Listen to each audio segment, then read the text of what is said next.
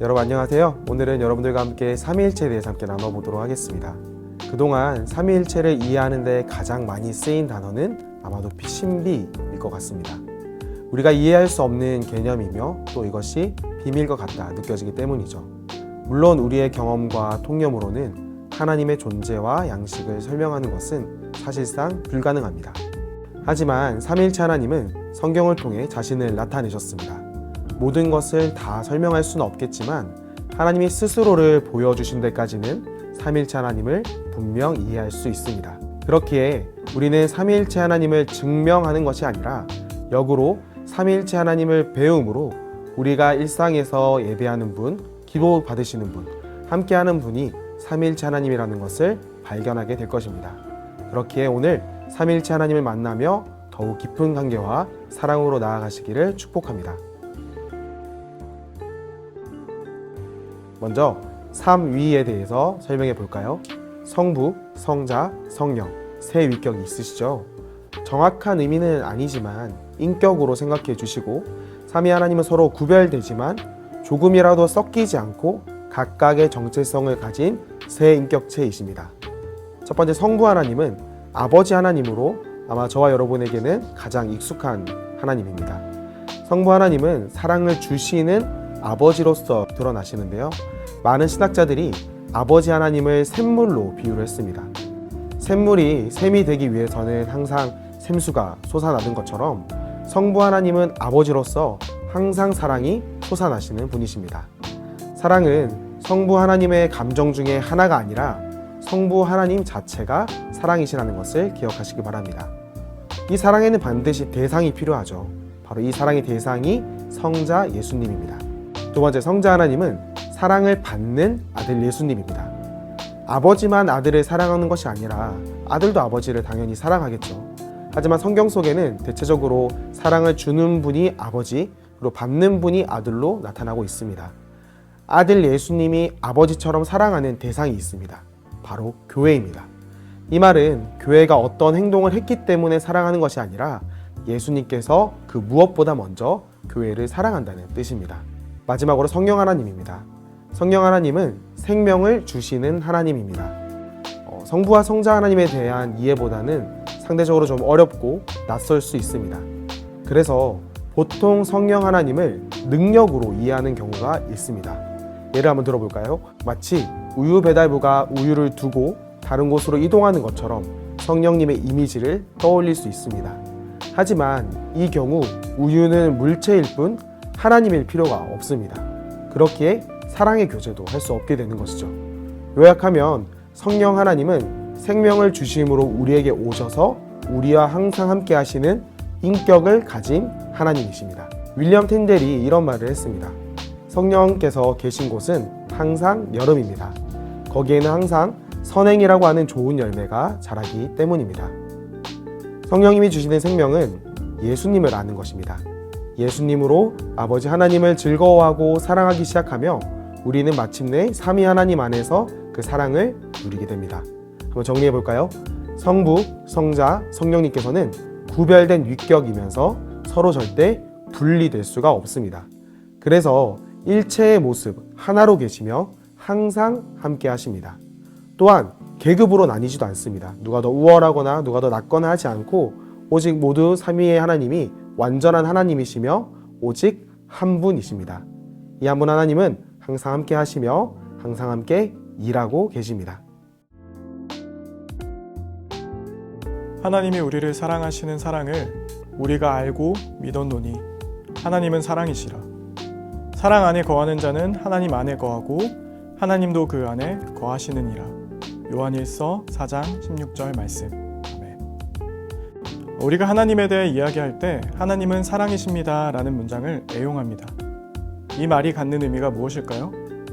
하나님은 사랑이시다 라고 말할 때 이는 사랑이 그분의 감정이나 속성 중 하나라는 말이 아니라 그분 자체가 사랑이라는 말입니다. 달리 말하면 하나님은 사랑하시는 분이라는 말입니다. 사랑은 인격과 관계를 전제합니다.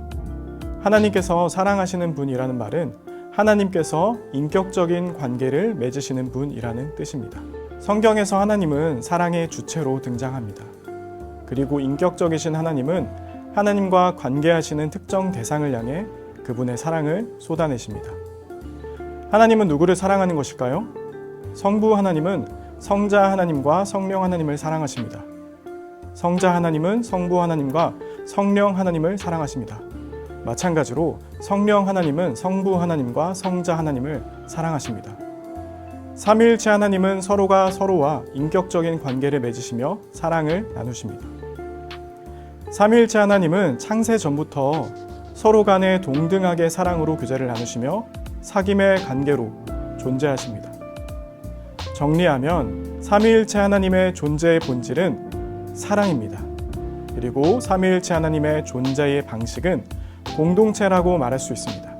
삼위일체 하나님의 사랑은 우리로 하여금 하나님의 창조와 구원에 대한 목적과 사역을 일관성 있게 이해하게 만들어줍니다.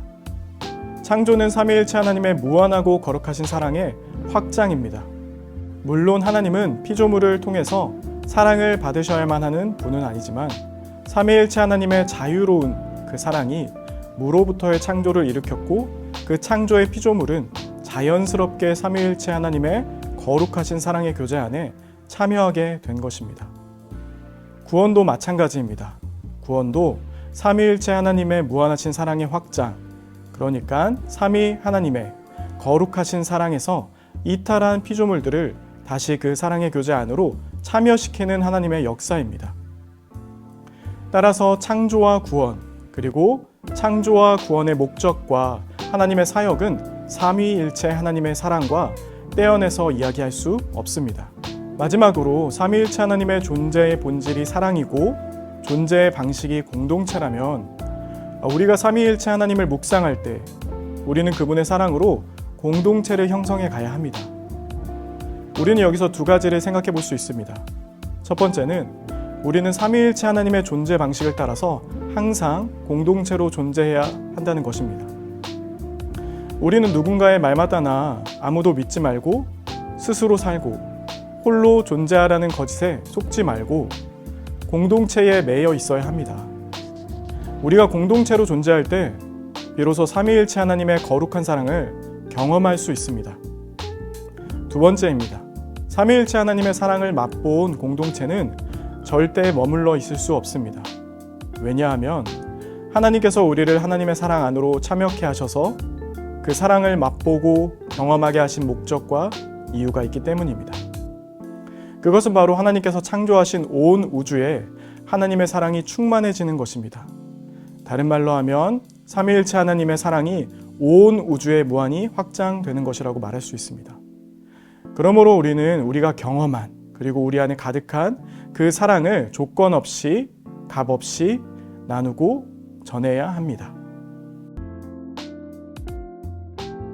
여기까지 들으신 선생님들은 그렇다면 이 삼위일체 하나님을 어떻게 가르쳐야 할 것인가 매우 고민이 되실 것 같습니다.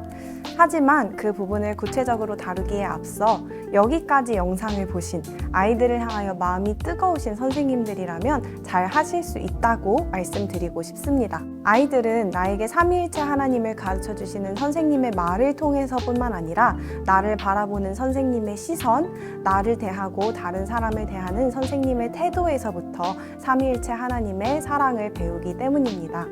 선생님의 존재 자체가 아이들에게는 삼위일체 하나님의 사랑이 어떤 것인지를 배울 수 있는 교과서인 셈이지요. 네가 뭔가를 잘해서가 아니라 그냥 너 자체로 사랑스럽단다 라는 하나님의 마음으로 아이들을 바라보시는 것에서부터 아이들에게 삼위일체 하나님을 알려주는 교육이 시작됩니다. 그것이 어떤 말보다도 더욱 깊이 아이들의 마음에 남고 아이들의 삶을 변화시킵니다. 아이들이 교회라는 공동체에서 삼위일체 하나님의 사랑의 관계를 경험한다면 교역자와 교사와 부모가 서로를 사랑하는 환경에서 삼위일체 하나님을 배운다면 반드시 이 사랑을 확장시켜 갈 수 있을 것입니다. 삼위일체 하나님이라는 교리는 배우면 유익하지만 우리의 삶에 적용할 수는 없는 교리로 이해가 되기도 합니다. 그러나 이전 영상에서도 말씀드렸듯이 모든 교리는 오늘날 우리의 삶에 적용되는 살아있는 말씀입니다. 삼위일체 교리 아이들에게 이렇게 적용해 볼까요? 앞서 두 가지 핵심 포인트가 있었죠. 첫 번째로는 공동체로 존재해야 한다. 두 번째로는 하나님의 사랑을 확장해야 한다. 삼위일체 하나님의 공동체성을 생각한다면 하나님의 사랑을 전하는 일이 아이 혼자서가 아니라 모든 교회가 함께 하는 일이 되어야 합니다. 아이들에게 적용해 줄 수 있는 이야기들이 아주 많을 것 같은데요. 이해를 돕기 위해서 전도라는 키워드로 저의 적용 사례를 하나 말씀드려 보겠습니다. 아이들에게 전도하라고 말하기보다 전도의 구체적인 방안을 함께 고민해 주세요. 교회에서 멀리 떨어져 사는 아이들은 유난히 친구를 전도하기 힘들어하는 경우가 있습니다. 여기에서 중요한 것은 전도 역시도 아이 혼자가 아니라 교회 공동체가 함께하는 일이라는 것입니다. 아이들의 고민을 듣고 부서가 함께 머리를 맞대어 유튜브 채널을 운영하기로 한 적이 있었습니다. 다 함께 모여서 채널을 통해서 복음을 전할 수 있는 컨텐츠들을 함께 고민했던 기억이 납니다. 여기에서 더 나아간다면 그 컨텐츠를 통해서 그 아이가 친구를 어떻게 데려올 수 있을지 함께 이야기를 해보는 것도 좋겠지요. 한 가지 예를 들어보긴 했는데 결국은 교회와 아이들이 함께하는 공동체의 경험을 고민하는 것이 삼위일체 하나님을 닮은 교회의 모습이라는 것입니다. 아이들의 교회가 되어 함께 고민하고 일하시는 선생님들의 섬김을 응원합니다.